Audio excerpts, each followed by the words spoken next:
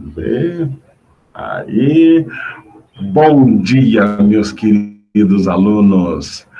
Hoje nós vamos ter uma aula de sociologia e a temática de hoje, dando sequência ao que a gente já vinha aprendendo, a gente vai falar a respeito de cultura, da cultura e do relativismo cultural. Quem começou com essa história de relativismo cultural com um senhor chamado... como que é o nome do cara? Claro, Claude Lévi-Strauss, né? Alguns falam Claude Lévi-Strauss, né? Mas o Claude Lévi-Strauss é um francês, né? Um belga, e ele acabou vindo trabalhar na USP, aqui de São Paulo, né? Logo quando a fundação, 1932, por aí. Então, ele, aqui no Brasil, ele é considerado, assim, o pai da antropologia. Antropologia é um ramo das ciências sociais que estuda a cultura, né? A sociologia, ela abarca tudo, abarca a cultura, a estatística, né? A pesquisa de campo, a pesquisa documental, né? A antropologia, ela trabalha muito mais com o trabalho de campo, tá? Bom dia, Amanda. Bom dia. Então, daí, o que acontece? Amanda, nós estamos retomando a nossa aula anterior, eu falando de relativismo cultural. Lembra quando a gente falou, ó, lá na Índia se come diferente, no Japão se come diferente, sabe, na Europa se come diferente, e essa forma de se conviver, essa forma de viver a cultura é diferente da nossa. E quem falou muito disso foi um senhor chamado Claude Lévi-Strauss. E o Lévi-Strauss, ele falava para a gente entender uma outra cultura, a gente tem que relativizar. O que é esse relativizar? É tentar olhar a cultura com os olhos da própria cultura, não com a sua cultura. Então, porque aquilo não vai fazer sentido para você, né? Ó, comer carne de morcego, comer carne de cachorro, olhando com os olhos da nossa cultura, isso daí é uma coisa totalmente impensável, tá? Para que a gente entenda melhor isso daí, eu separei um videozinho, tá? Para a gente poder entender melhor uma outra pessoa falando do mesmo assunto que a gente está falando. Muitas vezes isso faz a gente ter uma compreensão melhor desse assunto, tá? Eu queria falar com vocês também que no CMSP eles estão falando também desse mesmo assunto. Amanda, muta o seu microfone, porque está saindo som aqui, tá bom? Daí é o seguinte, quando a gente começa, então, a entender que as culturas são diferentes e que não tem uma cultura superior e uma outra inferior, a gente começa, então, a conseguir praticar aquilo que está muito em voga hoje, né? Que é o tal do alterismo, né? A alteridade, se colocar no lugar do outro, tentar enxergar aquela coisa com os olhos do outro, né? Isso daí é o básico da sociologia, né? Entender as motivações do outro. E para ilustrar tudo isso, eu separei um vídeo. Tem uma forma que o Claude Lévi-Strauss coloca para a gente entender a cultura, que é muito legal e é muito didático para a gente entender. Imagina que tem várias linhas de trem. E nessas várias linhas de trem, bom, João, nessas várias linhas de trem, a gente encontra vários trens nesses trilhos. Só que cada trem vai em uma velocidade. Imagina que você está num trem e está paralelo a outro trem aqui. Só que o seu vai numa velocidade e o outro trem vai numa outra velocidade, né?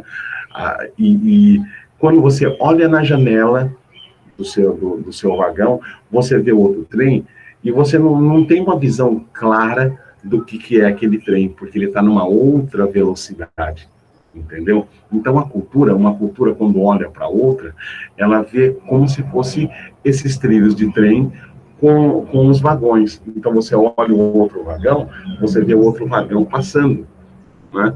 Passando, dá para ver tudo? Não dá, porque está em velocidade diferente. Às vezes, o sentido é diferente. Enquanto você está indo para lá, ele está voltando.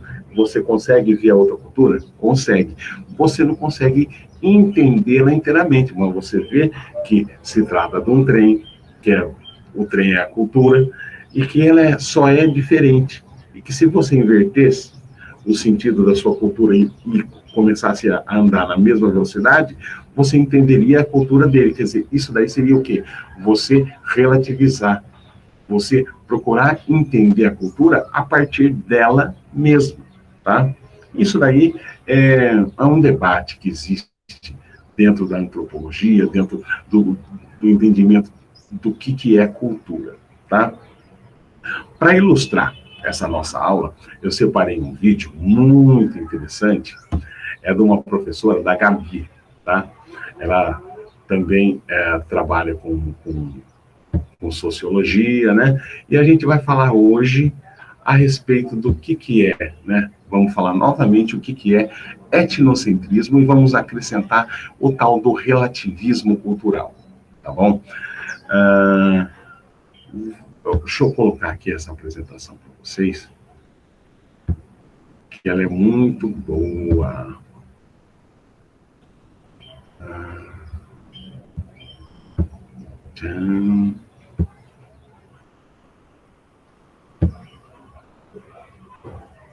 Aqui. Todo mundo está conseguindo ver o que eu estou vendo? Vocês estão vendo isso daí? Pode me responder no chat. Sim, aí, João, brigadão, tá? Eu sempre preciso desse feedback de vocês, já aconteceu de eu achar que está falando e eu aqui falando e não está passando nada, né? Então, sempre conto com a ajuda de vocês, beleza? Então, legal. Daí, eu vou lá. Eu queria que vocês, antes de tudo, prestassem atenção nessa página que eu estou mostrando para vocês, ó. Quem é essa moça aqui? Ela é chamada de Gabi, e eu vou estar usando a aula dela, ó, Sociologia com a Gabi. Vou estar usando a aula dela, é um vídeo curtinho, ó, 5 minutinhos, para não ficar enfadonho a aula. Se é possível. Se é possível. Aqui. Aqui.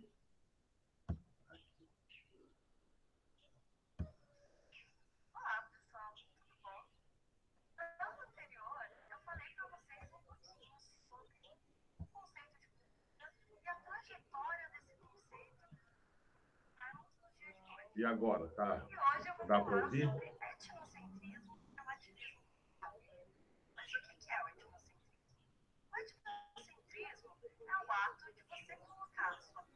Melhorou o áudio? Ah lá. Então vamos tocar assim. Depois que acabar, a gente vê.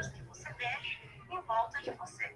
E o etnocentrismo, ele é muito prejudicial, porque nós não procuramos compreender esse vídeo aqui embaixo e se inscreve o conceito de cultura e a trajetória desse conceito até nós chegarmos nos dias de hoje.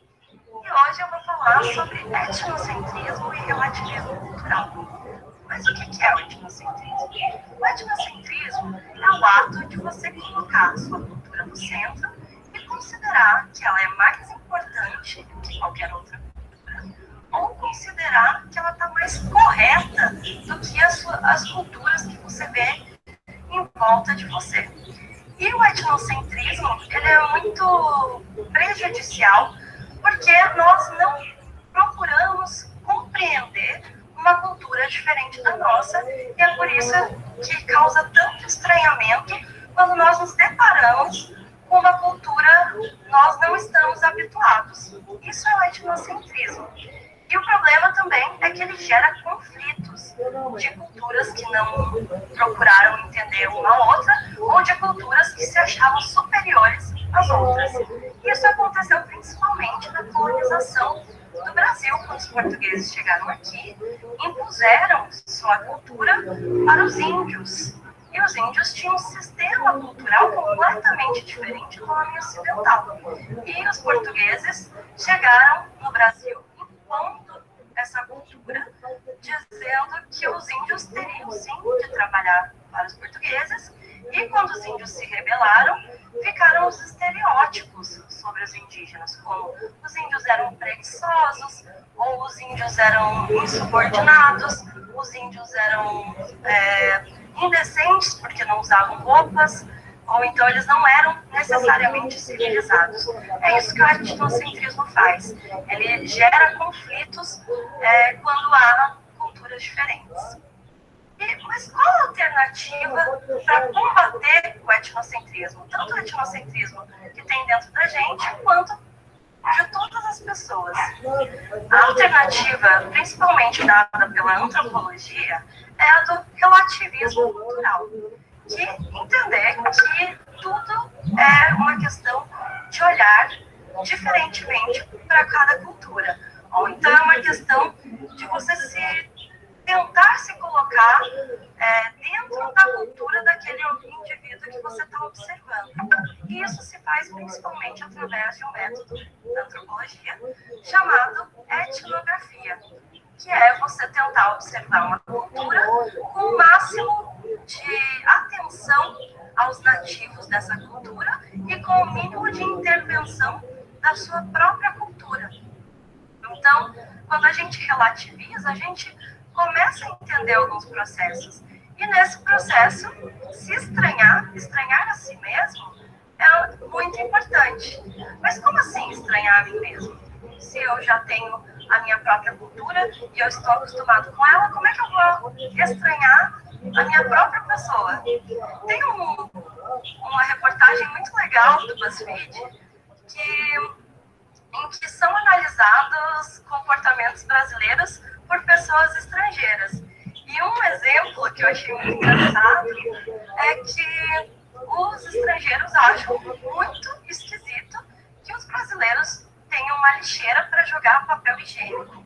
Porque para eles o mais lógico seria jogar papel sujo dentro do vaso sanitário e não ficar acumulando excrementos dentro de um cesto. E nós, como brasileiros, nós estranhamos muitos outros hábitos também. Por exemplo, o ato dos indianos não comerem carne de boi, carne de vaca, porque eles consideram que a vaca é um animal sagrado. E a gente estranha porque é comum a gente estar acostumado com a nossa própria cultura. Mas o exercício de se colocar como uma pessoa que quer compreender a outra cultura, que tem um olhar um pouco diferenciado, de se colocar no lugar, de tentar entender o ponto de vista da cultura que não me é familiar, é muito interessante e ajuda a gente a não cair nas armadilhas do etnocentrismo e julgar por estereótipos ou por próprio preconceito a cultura do outro. Então, eu estranho a mim mesmo e me aproximo do outro dessa maneira. E isso é o etnocentrismo e o relativismo cultural. Eu espero que vocês tenham gostado, que tenham entendido. Se você gostou, dá um like nesse vídeo aqui embaixo e se inscreve no canal. Até a próxima!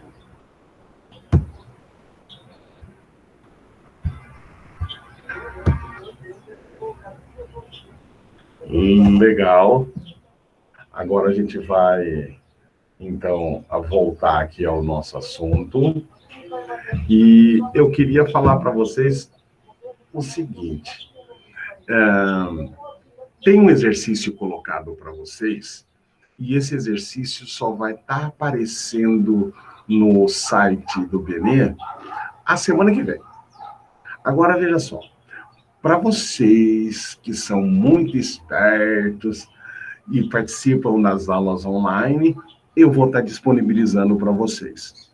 Ao final dessa apresentação, quando eu acabar de demonstrar o exercício que está colocado, que ainda vai ser colocado, quem tiver interesse em receber essa atividade antes até de que ela esteja no site, é só falar comigo, deixa o e-mail aí no chat e eu cuido de enviar para o seu e-mail ainda hoje, tá bom? Então, quem quiser, deixa eu passar a primeira atividade, tá? Vou mostrar para todo mundo, daí depois a gente volta a conversar, tá bom? A respeito desse assunto que a gente falou, eu tenho aqui uma atividade que eu quero mostrar para vocês. Deixa eu participar ela. Aqui é uma janelinha. Aqui. Compartilhar. Todo mundo está vendo essa apresentação? Vamos ver. Ah lá. Tem aí essa apresentação. Eu vou deixar um pouco maior para todo mundo conseguir enxergá-la. Tá? Vamos ver que vocês trabalhando com o celular, eu sei que a tela fica bem pequenininha, então quanto mais você conseguir aumentar o tamanho para aparecer na tela, melhor vai ser. Tá? Aí, bom. Sendo assim, a gente vai lá em cima.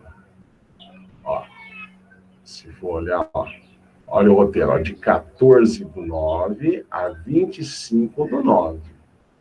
Então, ó, terceiro bimestre, as habilidades que a gente vai trabalhar. Preste muita atenção nisso, gente. Orientação aos alunos. Você sempre deve ler isso. Essa atividade, se você tem computador, você baixa ela, responde, ó, bem como enviada em formato Word, que é o formato que eu ofereço para vocês. Então, pegou isso daí, vai lá, responde e me devolve, tá bom? No próprio e-mail, tá bom? Agora vamos voltar um pouquinho, ó. Aqui em vermelho está falando da participação. Se perdeu a aula, vai lá no YouTube, reassiste a aula, tá bom? Tá falando aqui, ó, meu canal do YouTube, ó. É só clicar aqui em cima, vocês também vão, tá? Então, tá tranquilo. Bom, legal. Bom, vamos voltar aqui.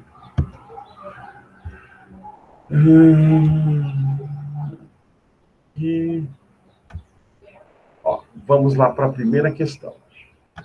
Exercício de sociologia, que está muito fácil. Ó, é a diversidade que deve ser salva.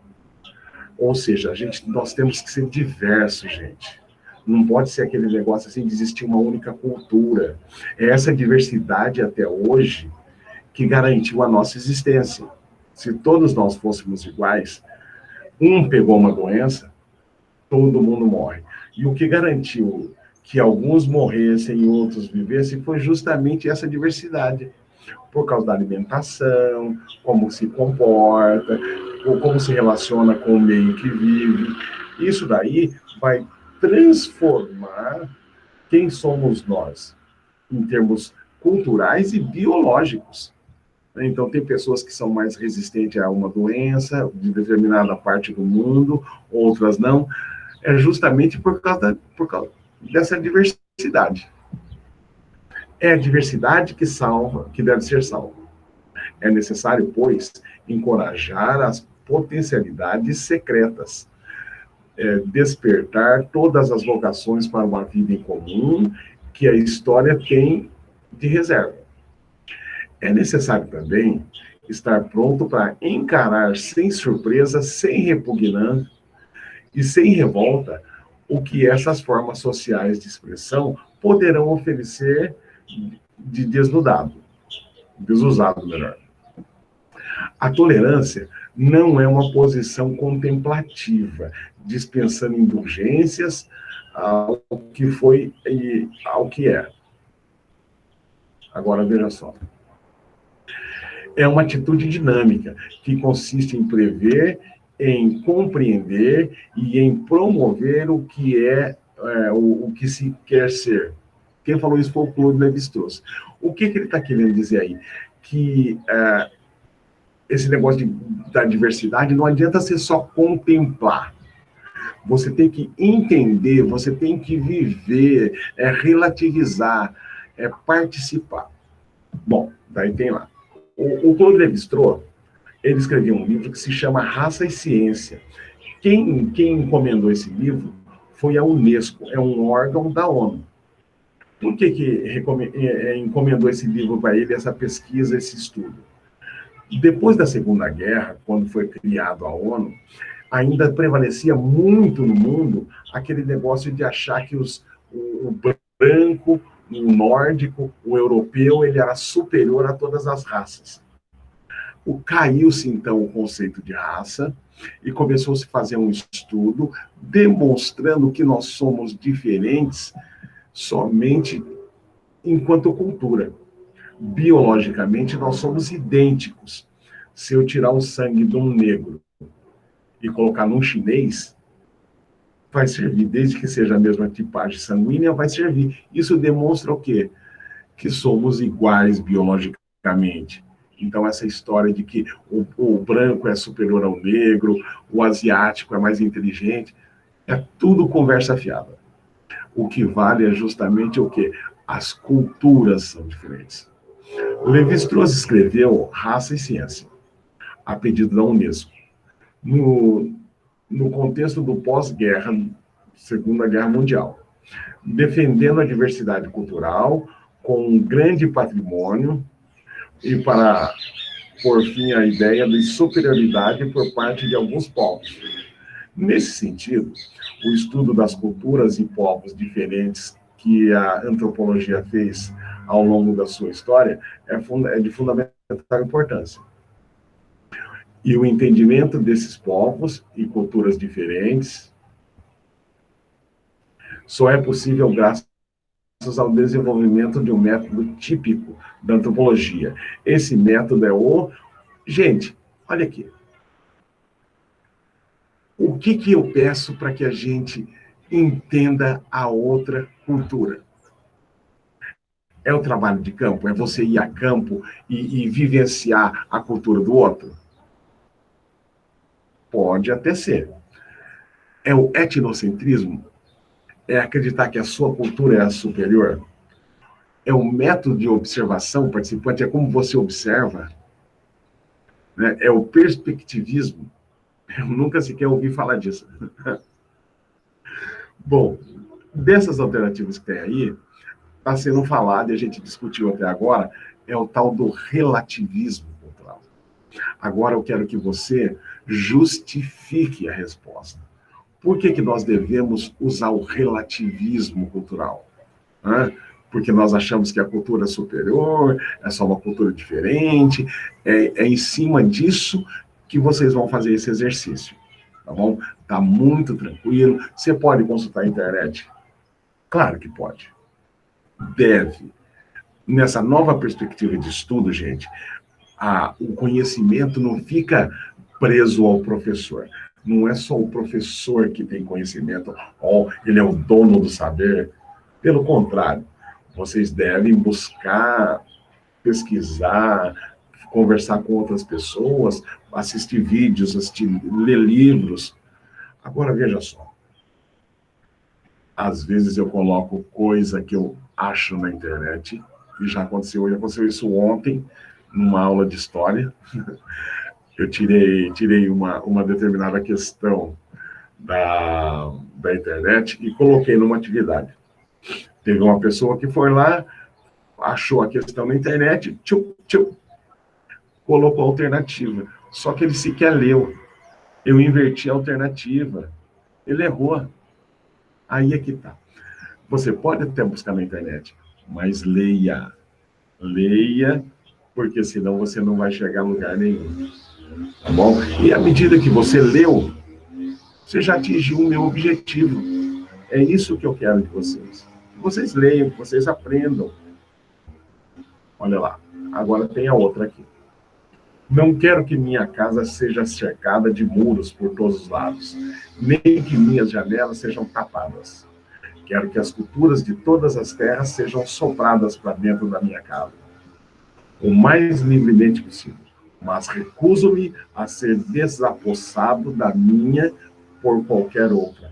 Ou seja, eu aceito a outra cultura, mas eu não aceito que outra cultura venha aqui e seja imposta como a ideal, aquela que tem que ser seguida.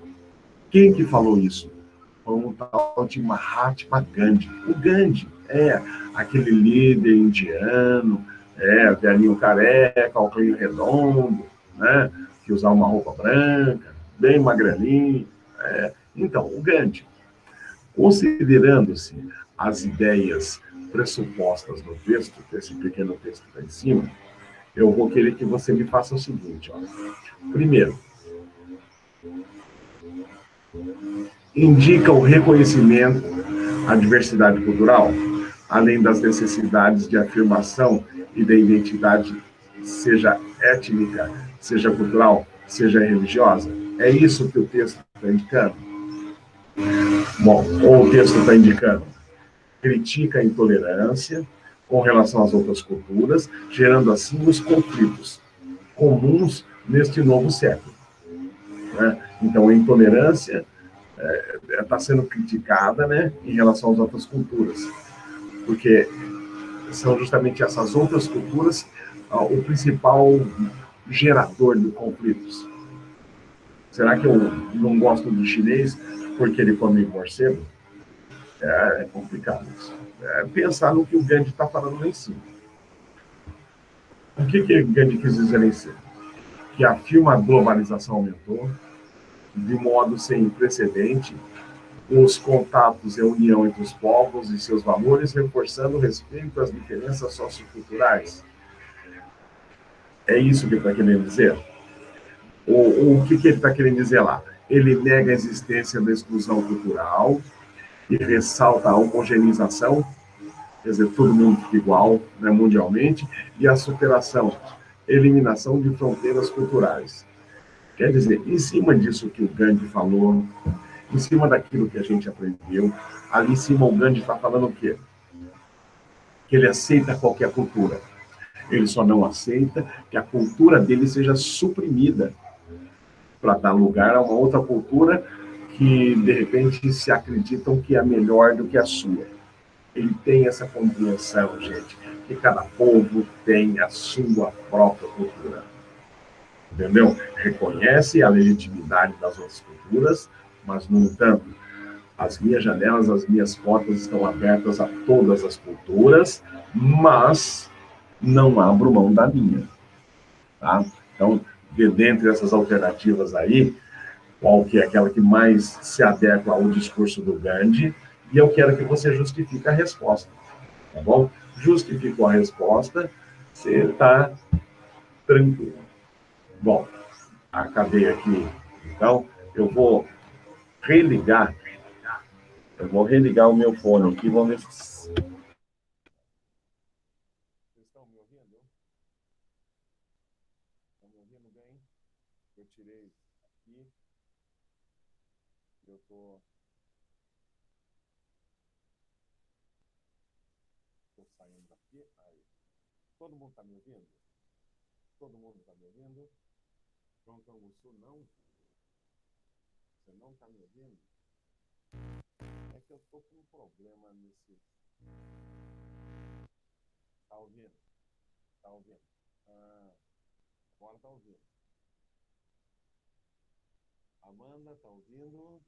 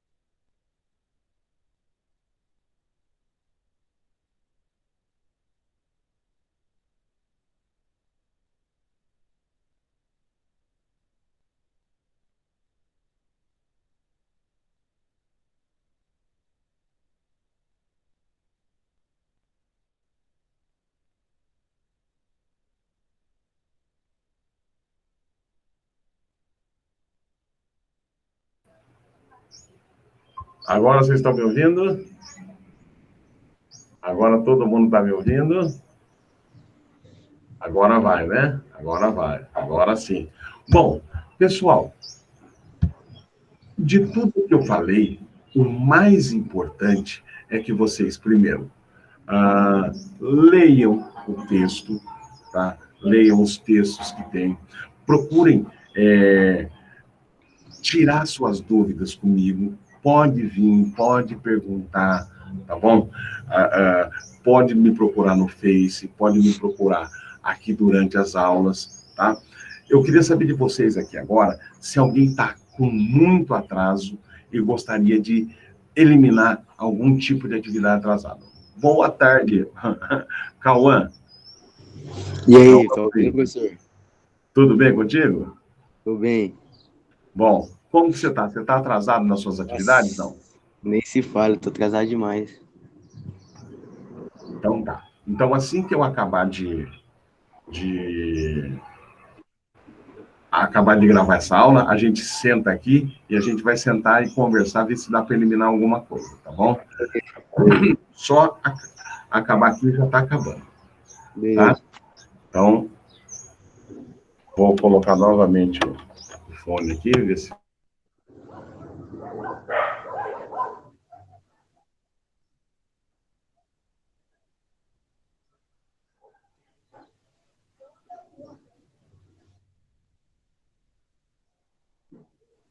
Tô ouvindo não, professor, tô ouvindo não. Tô ouvindo nada.